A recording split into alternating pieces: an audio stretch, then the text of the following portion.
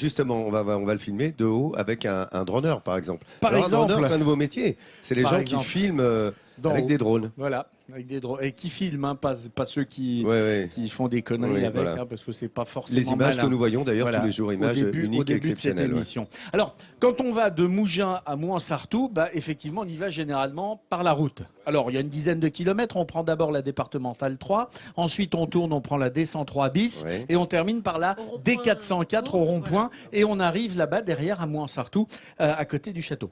En drone, c'est tout droit. C'est à basse altitude et forcément, vu d'en haut, c'est plus beau. Le jour se lève à peine au-dessus de Mougins. Julien, lui, est déjà au travail. Avec son drone, équipé d'une petite caméra, il part à l'assaut de points de vue inédits et spectaculaires, car Julien est un droneur et son bureau, c'est le ciel. Alors, rien de tel que la lumière du matin pour filmer Mougins et ses alentours, comme on ne les voit que rarement.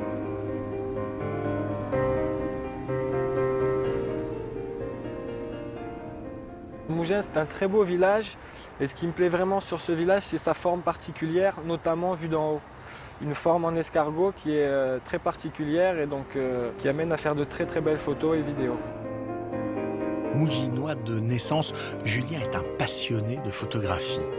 Lorsque les drones arrivent en France, il n'hésite pas une seule seconde avant de se lancer dans l'aventure pour devenir droneur professionnel. Et ses journées sont désormais bien chargées. Au programme aujourd'hui, filmer les châteaux insolites de son petit coin de Provence, à commencer par le château de Mouansartou. Un château qui marque par sa forme atypique, car avec 3 tours au lieu de 4, il prend la forme d'un triangle, une véritable curiosité qui aujourd'hui encore demeure un mystère, y compris pour les historiens comme Philippe, venus faire découvrir le site à des enfants. Vraiment, c'est très net, quoi. On a une superbe vue du triangle qui est formé par le château, quoi. Les enfants ne regrettent pas leur visite, car grâce à Julien, ils découvrent le château triangulaire selon un point de vue tout à fait inédit. Ce point de vue permet de rendre compte de cet aspect triangulaire du château. Et le moins que l'on puisse dire, c'est qu'ils sont totalement absorbés par le spectacle que leur offre le droneur.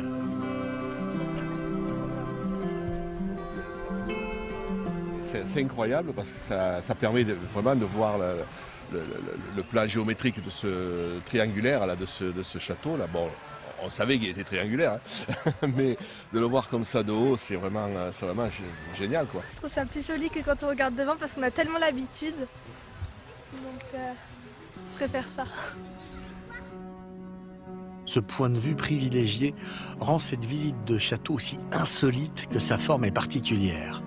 Situé en plein centre-ville, cet édifice se visite toute l'année. Mais à quelques kilomètres de là, un autre château est quant à lui beaucoup plus mystérieux. Julien rêvait de pouvoir accéder à ce château inconnu du grand public. Derrière ce mur d'enceinte se cache le château de Castellarras, un petit havre de verdure à l'abri des regards. Et ce bijou d'architecture date du XXe siècle, car contrairement aux apparences, il n'a été érigé qu'en 1927. Grâce à son métier, Julien a la chance de pouvoir accéder à des endroits exceptionnels et cachés. Ce métier me fait découvrir énormément de choses magnifiques dans la région que moi-même habitant ici depuis que je suis né, je ne soupçonnais pas. Et vraiment, le fait de rechercher ces endroits un peu perdus, pas connus des gens, c'est vraiment ça qui me motive. Alors pouvoir prendre les commandes de son drone pour magnifier des endroits comme Castellarras, c'est pour Julien un véritable régal dont il ne se lasse pas, et nous non plus.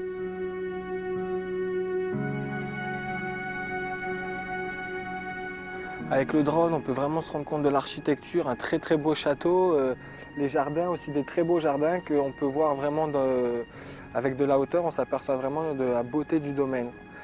Et pareil, on a un très beau panorama derrière avec les montagnes enneigées et évidemment avec une élévation du drone, ça fait vraiment des images magnifiques. Et c'est sûr qu'avec un patrimoine et des paysages aussi riches que ceux qu'offre l'arrière-pays azuréen, Julien a encore de belles heures de vol devant lui.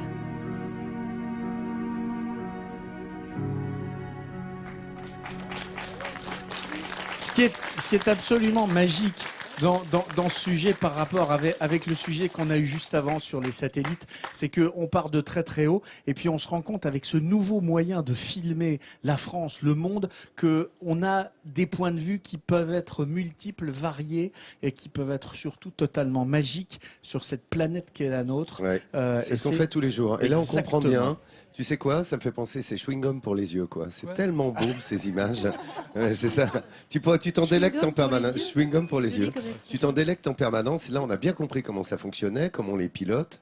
Et puis aussi, moi, je pense à une réflexion qu'il y a eu, elle va te plaire, Jean-Seb. T'imagines ceux qui ont construit à l'époque médiévale châteaux et cathédrales, ils n'avaient pas ce point de vue. Ah, mais Est-ce que tu te rends compte que là, eux voient, on peut voir ce que n'ont jamais vu alors qu'ils ont fait des constructions exceptionnelles. Mais c'est ça qui est encore plus génial quand on pense aux bâtisseurs de cathédrales. Voilà. C'est qu'eux n'avaient pas cette vision. La perspective. Et qu'on se rend compte de leur génie pratiquement un millénaire après, et ça c'est fantastique. Sauf ceux qui se faisaient catapulter quand il faisaient le ciel des châteaux forts. Tu vois, il y a un truc qui a bien à un moment, avec ils voyaient au-dessus. Puis... Avec Vincent, ce qu'il y a de bien, c'est qu'il n'y a jamais de déperdition. Ah bah non, on est toujours au même niveau. C'est bien, c'est Plusieurs toujours. générations. C'est un peu un point de vue d'au-dessus. Tu vois. Ouais.